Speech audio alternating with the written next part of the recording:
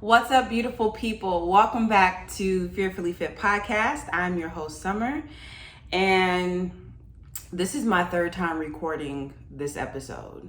I keep having video issues, so if something happens this time, I'm just going to take it as a sign from God. He don't want me to do this episode. First two times, I was like, the devil's trying to distract me. He's trying to discourage me.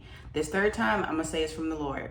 All right? So hopefully it goes okay.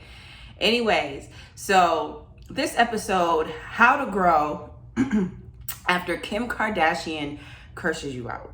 So what does Kim Kardashian have to do with my personal growth?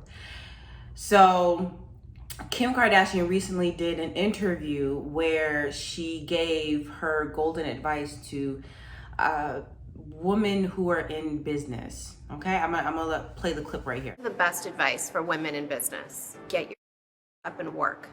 It seems like nobody wants to work these days. That's so true. You have to surround yourself with people that want to work.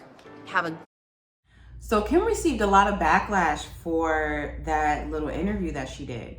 And it wasn't even that her advice was so bad.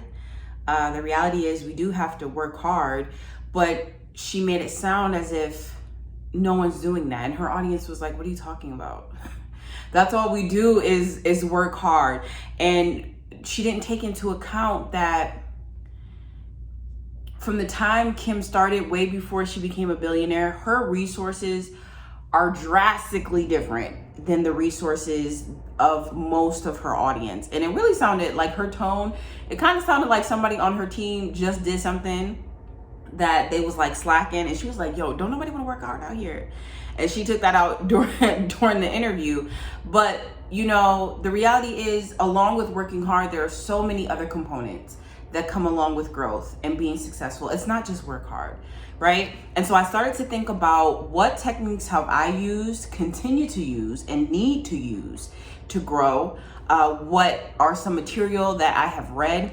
And the first book that came to my mind was this amazing book that I'm actually reading for the second time, The 15 Invaluable Laws of Growth by John C. Maxwell. If you're on my YouTube, I'm showing you guys the cover right now. I have, I'm showing just where I highlighted a bunch of stuff and wrote in a bunch of my thoughts. This book resonated with me so heavy, okay? It got me together real good. And I just need a reminder, especially just, you know, gonna be a mom soon.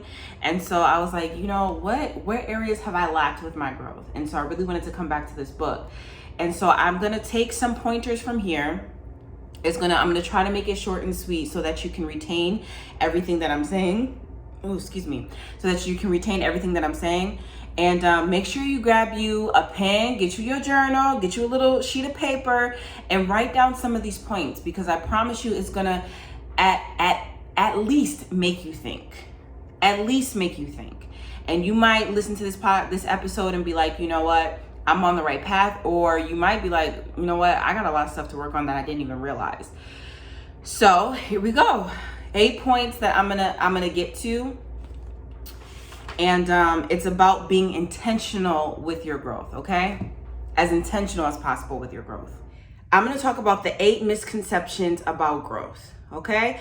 This is number 1. I assume that I will automatically grow. I think a lot of us have that assumption just through age. As we get older, we think, okay, we'll automatically become wiser. Whatever experience we have, we're gonna automatically learn from it. And the reality is, if we're not strategic about our growth, if we're not intentional, if we don't decide that we're gonna grow from a certain situation or go into a situation knowing, okay, I'm gonna learn from this, I'm gonna take some things away from it, and then I'm gonna use it as a stepping block. If we're not intentional about it, life will pass us by. And we're like, yo, I hear people say this all the time. I say it myself sometimes. Where did this year go? So much stuff happens, and it's like I didn't even really process what was going on. You know what I mean? So if you're not intentional about, you know, the experiences that you're having, some experiences I understand are out of our control, right? When a loved one dies, or when you're let go from a job that had cutbacks, Those are things we can't control, but there are a lot of things in our life we can control. And those things we need to be intentional about. Who am I talking to in my life? Who am I hanging out with? What material am I reading? What am I watching? You know what I'm saying? What am I choosing to engage in? Those are intentional things that you can focus on to make sure that you're growing. Okay? Misconception number 2, I don't know how to grow. If you've never done it before, obviously I understand that it's going to be hard for us to be, to say like, this is what I need to do, right? But there's different steps, there's different tactics that you can use to figure out how to grow in what area you're talking about. So if you're talking about, building a business, whatever business you're trying to build, find someone who has built that business already, research their life, what they've done, what techniques and tactics they use. If they need education, you can read a book about loans or about finance, about whatever it is, about money, about budgeting, trying to figure out, okay, how do I get the money that I need to get what it is that I want to get, right? If you're talking about your 9 to 5 and you want to excel, you want to go up a level, okay, talk to someone who's been up a level. What experience do you have? Okay, what experience do you have and how did you get there? How do you conduct yourself in a room and observe them? And so there are different techniques that you can use to figure out where you want to go instead of just saying, I don't know. I mean, when you start out, no one really knows, but thankfully we have Google, we have books, we have we have all these social media sites that will help connect us to people who have done what we're doing. And, it makes it easier for us to figure out how to do it. Okay. Misconception number 3, it's not the right time to begin. This is definitely has been over the years one of my biggest issues, one of my biggest excuses for weight loss. That was my excuse for a long time. And then when I began on the journey of losing that 100 pounds, it was like, I don't know what clicked in me, but I was just like, it's never going to be a right time. I'm always going to be busy. I'm always going to have something to do. I'm always going to be tired.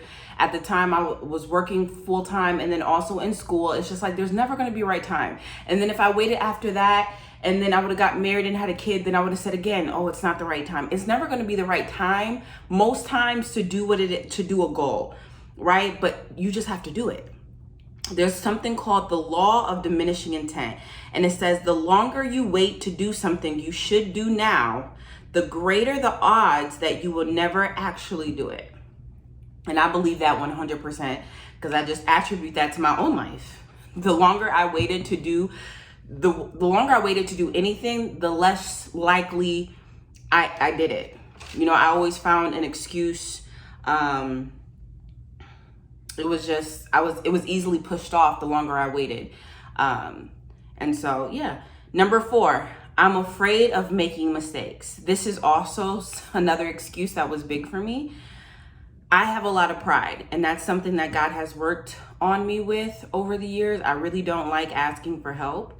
Outside of my immediate family, I really don't like asking for help. Well, really outside of my dad and my brother, I don't really like asking for help. But the reality is, I feel like making mistakes is almost a requirement of growth. It's going to happen. It's going to happen. But at least if you're on your journey already, say you've already made your plan, you already have your strategy, and you're on your journey to wherever it is you're trying to go, at least when you make a mistake, you'll fail forward. You'll figure out, okay, I won't make that again. Like, you can learn from it. You can decide before the mistake happens, if I do something that, brings me back a little bit, if I do something that, it was a wrong choice, now I know how to move forward. And you can help somebody else and tell them where you went wrong, right? Number 5, I have to find the best way before I start. Once again, this is something else that resonated a lot with me. Podcast, perfect example. My sound is not that good. Setup, lackluster. I don't have my ring light yet. Don't have my cute backdrop. And so I can keep making excuses of why I shouldn't start. And I think social media is a big culprit of this, right? Because we look at other people, we look at their content, we look at their life and be like, oh, but they're so much better than me. And if the reality is, people are going to always be better than you. No matter how good you get, it's always going to be someone else that appears to be better than you, or it looks better, it sounds better. That's just the reality. But they all had to start from somewhere, right? And if you don't start, you don't know how to grow. So you have to start. And it's also, sometimes you find your niche by not having everything together, right? You can find your lane by trying to finesse it so that you can get it done. And then it's like, oh, okay, wait, this actually works pretty good. You know what I mean? So don't fixate too much on, I have to find the right way to start. Because what's the right way? What's the right way? People come out, they do something, be like, oh, I haven't seen it done like that before, but they're doing it. And because it's coming from them, it looks good. People gravitate towards that. You never really know. So there really is no right way to start. Of course, you can prepare yourself as much as possible, research certain things, talk to certain people, whatever the case may be, to kind of like put you on the path to like, okay, this might be the right way to start. But reality is you have to start to figure it out, right? Number 6, I don't feel like doing it. Motivation rarely comes first, right? You usually have to do the act in order to see the results, and then you get motivation to keep going. There's way more reasons for you to keep going than there are reasons for you to start, if that makes sense. Right? If you're a believer, if you're into God's word, then it talks about our flesh a lot.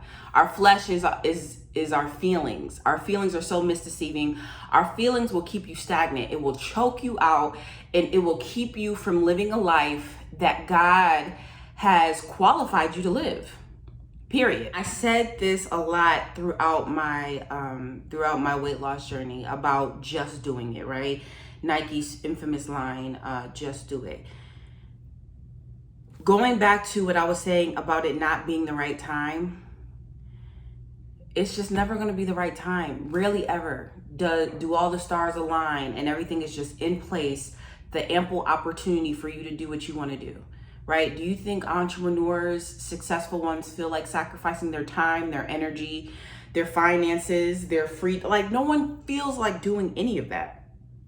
Do you think the person who is trying to go up a level in their job, do you think they feel like being the last one to leave, or always asking like, oh, what can I do? Trying to be more involved and have their boss see that they're trying to step up? Nobody feels like doing that, ever. But you just have to do it. With weight loss, no obese person feels like getting up and working out.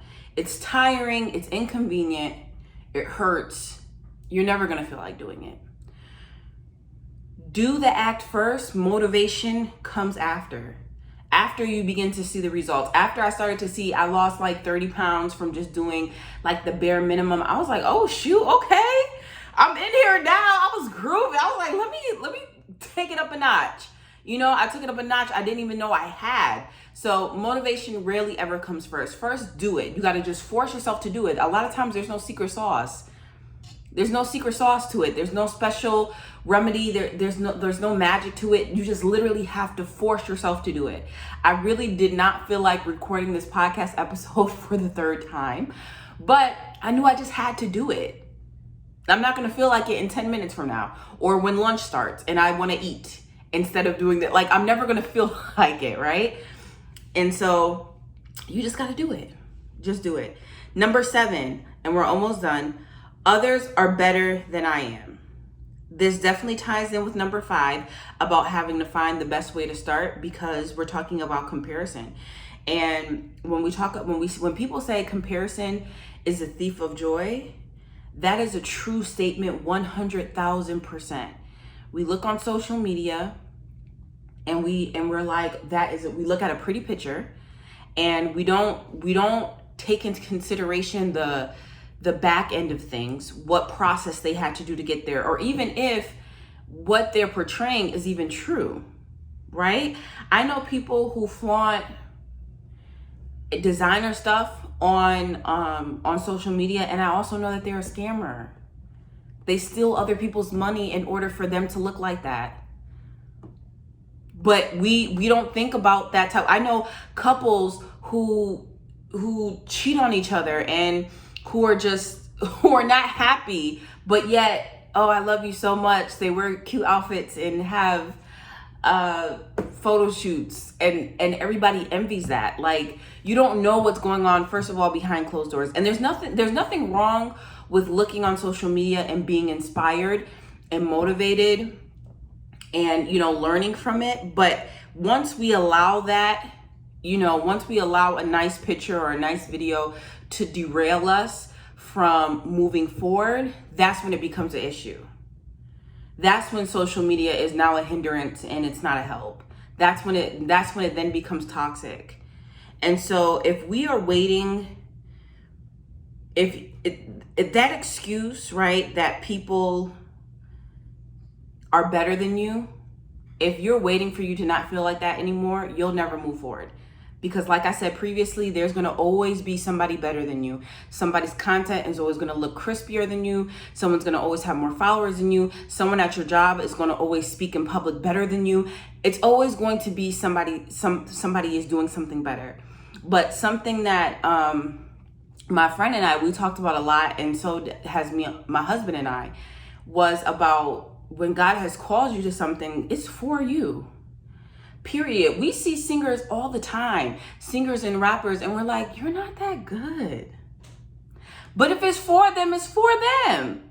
And guess what? My little opinion about whether or not they sing good, that doesn't stop them from being successful. That doesn't stop them from having a huge fan base and them getting money, like living in a mansion. So it doesn't matter. There's going to always be somebody better than you, but guess what? Nobody is you. It sounds cliche, and it's something that I have to, while I believe that sometimes, I don't allow it to sit in my spirit and rest in there like it really should. Nobody is me.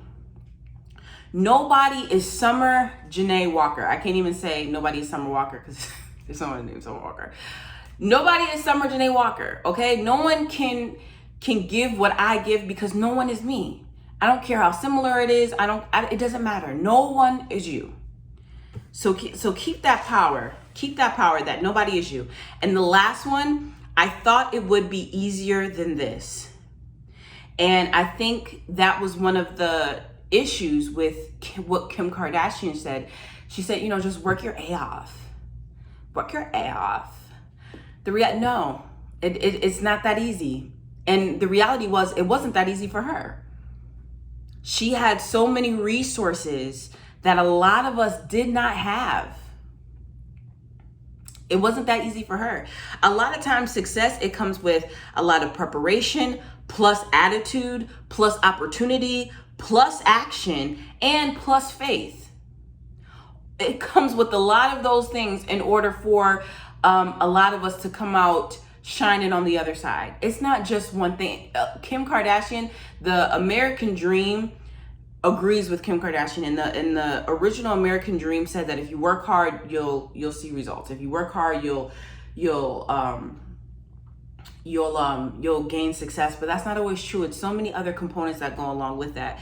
But as long as you're aware of it, you'll be fine. Jim, one of my favorite authors, Jim Rohn, he said, if you cannot change your destination overnight, but you can change your direction overnight. And that's so true. If I can't lose 100 pounds overnight, but overnight I can decide to eat something with less calories. I can decide to do a 20-minute workout. I can decide to take a walk around the block. As an entrepreneur, you cannot literally build your business overnight, but you can decide to not eat out and save your money. You can decide to buy the book about financing and loans. You can decide to begin to follow people on social media so that you can be more inspired and get more information about the business that you're trying to build. You know what I mean? At your 9 to 5, no, you can't become the boss overnight, but you can decide that you're going to wake up and be very productive at work, that you're going to step up and allow your boss to see that you're taking initiative. You can decide that overnight. So you can change the trajectory of your growth overnight. You can. Okay? And I'm going to leave you guys with these 3 points to help you guys and myself for us to grow intentionally. It will help us with these factors, these misconceptions about growth. It will help us fight these, right? So first, ask the big question now. And the big questions are, where exactly is it that you want to go, right? So sometimes that's going to change. Sometimes you think you want to do one thing or you want to get to a certain place, and then as you're going, it's like, oh no, God has something else for me, right? And that's perfectly fine. But first decide, it's easier to figure out the steps of something when you can visualize where it is that you're actually trying to go. What business are you actually trying to build? What position at work are you trying to have? You know what I mean? What content, what is the feel of the content that you're trying to create? Are you trying to bring people in? Are you trying to build a community? Do you want to gain money from it? Whatever it is, you got to visualize it first. You have to make it clear. And then if you don't know, if you genuinely don't know where it is that you actually want to go, pray about it. Ask God to reveal it to you, whether it's through a dream, whether it's just a spark of interest, or through friends and family, and they, reveal to you what it is that they feel like you're great at, or whatever it is. I think a lot of us do know where we want to go, but because it seems so unobtainable, we'll just keep saying like, I don't know. But we have an idea. We have that question about what would you do if you knew you could not fail. I think a lot of us have an answer to that, right? I think a lot of us know what we want to do, but we're afraid that we're going to fail, or we don't want to use the energy it takes to obtain that. So we'll just keep saying, I don't know. But that's a good question to ask yourself when you begin this growth journey. Where is it exactly that I want to go, right? Number 2, do it now. Do it now. Later is one of those dream killers. Man, that is really powerful. Later is one of those dream killers, and I have to allow that to rest in me, because for myself, I'm infamous for just saying later. I'll do it tomorrow. I'll do it tomorrow. I'll do it tomorrow. You know how many pastors talked about 2020 vision for the year 2020? How many people had that in their caption? That 2020 was going to be lit, 2020 was going to be clear, 2020 was going to be the best year ever. COVID was like, shut up and sit down. You ain't doing nothing, Buster. Like, COVID was like, what? Shut up. Who you talking to? You're not going to do nothing you thought you was going to do. So later, we don't always have later. We don't. Do it now. And like we just talked about, there are some things you can't do right now. Maybe you can't build your business right now, but you can do something that will contribute to the growth of it, that will contribute to the knowledge of it, right? I'm not going to have a successful podcast right now, but I can do the episode, right? I can slowly get the equipment that will, increase the quality of my episodes. So there is something you can always do right now. You can begin to pray right now. Seek God right now, right? Don't push it off to later, right now. And the last one, face the fear factor. Listen to these fears. Fear of failure, fear of trading security for the unknown, fear of being overextended financially, fear of what others will say or think, fear that success will alienate peers. For me, 100%, my biggest one is fear of trading security for the unknown. I am Security McGee. I love a good 9 to 5, pays me decent. I get sick time. I can wake up tomorrow, have a little headache, not have a little headache, and be like, text my boss, oh, I don't feel well today, taking a sick day. Boom. And what? I can go on vacation for a couple weeks and not have to worry about anything. I love security. I love it. I love it. I love it. And that is something that is big for me, is trading security for the unknown. And but the beauty of that is when you figure out, the beauty with all of these fears, right, is when you figure out that God is on your side and you really understand that he has the best for you in mind, you cannot fail. Literally. Even if the thing that you were doing doesn't work out and you've done all you could do, there was no lack on your part. There was no slack on your part. There's literally nothing else you could have done. You sought God about it. You thought you were going in the right direction and it doesn't work out. That absolutely means that God has something else for you.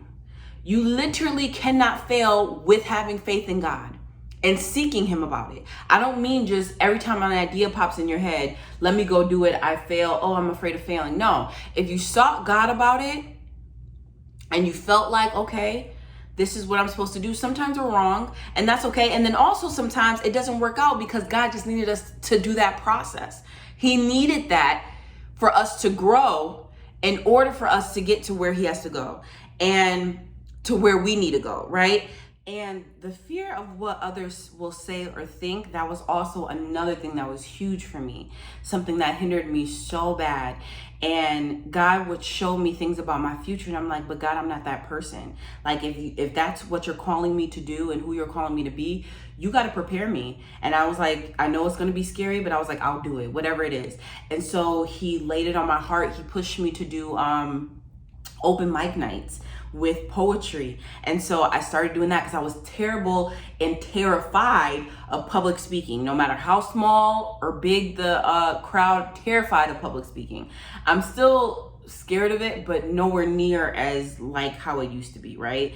And slowly, little by little, God was telling me to starve that fear, right? Make myself do these open mic nights. Then he laid it on my heart to join the praise dance team at my church. I'm not that in love with dance or that good, but God was using that as a technique, as a strategy for me to slowly starve my fear, because I would have to be in front of people. I would have to perform. I would have to be in the spotlight. I'm someone who will stay in the back all day long. And slowly God was, I need you to starve that fear. Starve that fear. Think about your fears and ask God, how can I starve this fear? Little by little. God, you know it's something big, but how can I slowly chip away at it to where it's not overwhelming, to where it's not suffocating, to where it's not paralyzing, but it's going to take some courage for me to do it, but I can still do it. How can I chip away? You know what I mean? And so I hope that this episode, I hope it really helped you get on the trajectory of growth. I hope it made you think.